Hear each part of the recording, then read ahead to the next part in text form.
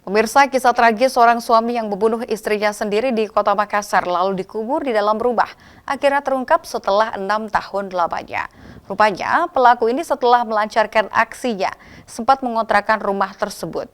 Dan pengakuan dari pengontrak rumah selama tinggal tidak pernah mencium aroma yang menyengat dan menaruh curiga meski sempat tinggal sekitar 5 tahun lamanya. Inilah Yusran, sehari-hari berprofesi sebagai penjual bubur jagung tradisional atau basang keliling ini. Dihadirkan saat olah tempat kejadian perkara oleh Bidokes Polda Sulsel bersama Polrestabes Makassar. Yusran dihadirkan di rumah pelaku Hengki Talik berusia 43 tahun di Jalan Kandea 2 Lorong 116, Kelurahan Bontoala Tua, Kecamatan Bontoala, Kota Makassar. Saat menghabisi istrinya, Jumiati berusia 35 tahun, lalu dikubur di dalam rumah 6 tahun silam sekitar Februari 2018. Pengakuan Yusran di lokasi, ia bersama istri dan anaknya, awalnya mengontrak rumah tersebut sekitar Desember 2018 dan meninggalkan rumah tersebut sekitar 17 Desember 2023 lalu. Selama tinggal, ia mengaku tidak pernah mencium aroma bau menyengat hingga menaruh rasa curiga terhadap rumah pelaku. Diketahui aksi kejahatan pelaku tersebut terbongkar setelah anak pertamanya Vivi berusia 17 tahun menceritakan kejadian itu ke kepolisian di Polrestabes Makassar usai dianiaya oleh bapak kandungnya Hengki Talik berusia 43 tahun. Korban bercerita di hadapan polisi bahwa ibu kandungnya yakni Jumiati berusia 35 tahun tidak kawin lari, melainkan dibunuh oleh bapak kandungnya saat usia 11 tahun atau 6 tahun silam. Dan jenazahnya dikubur di dalam rumah. Kan itu tidak? Tidak ada, bersih, masuk di sini bersih. Bersih? Iya, kan 6 tahun, nggak pernah lihat ke belakangnya kan? Hah? Tidak pernah. Nggak pernah? Jadi nggak ada kecurigaan sama sekali? Tidak ada, Pak. Bau-bau nggak ada? Tidak ada. Itu ditutup sama si pelaku dan jadi di belakang kamar mandi udah ditutup pakai tumpukan batako, terus ditutup pakai seng dan. Oh, kalau seng itu, saya tutup. Oh, kita yang tutup. Oh, kita itu seng itu? Kan itu di situ dulu papan. Oh, tadinya papan, diganti seng. Ya, bukan. Tapi pernah ke belakangnya gitu, Mas? Enggak. Oh, nggak pernah ke itu kan belakang. dulu di situ, Pak. Apa namanya? Tempat melewati tikus. Jadi saya tutup.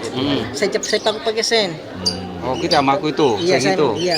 Tapi bau nggak ada? Nggak ada. Nggak ada kecurigaan? Iya kan, saya tutup begitu nanti 6 bulanan di situ, Pak. Dari Makassar, Leo Muhammad Nur iNews melaporkan.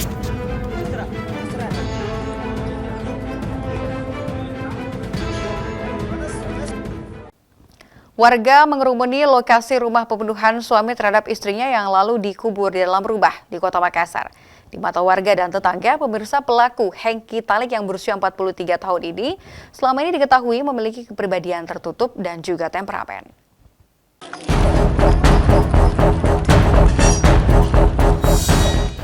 Usai aparat kepolisian memasang polis lain di rumah Hengki Talik berusia 43 tahun di Jalan Kandea 2, Lorong 116, Kelurahan Bontoala Tua, Kecamatan Bontoala, Kota Makassar, Sulawesi Selatan, yang dijadikan lokasi pembunuhan terhadap istrinya Jumiati berusia 35 tahun, lalu dikubur di dalam rumah diserbu warga sekitar.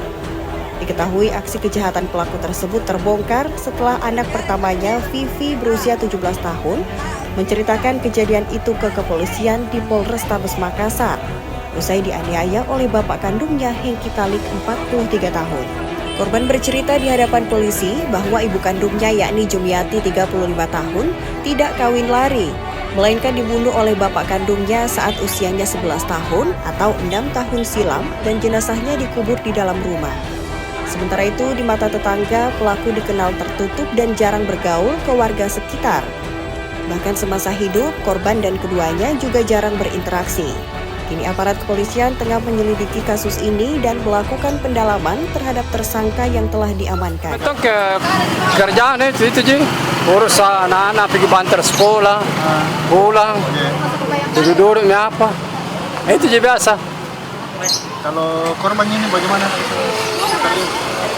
Itu saya bilang tidak kerja kita betul kadang juga dalam rumahnya kita kalau anak-anak biasa kita tenor kuliah kita betul dia kurang berinteraksi Pak sama warga.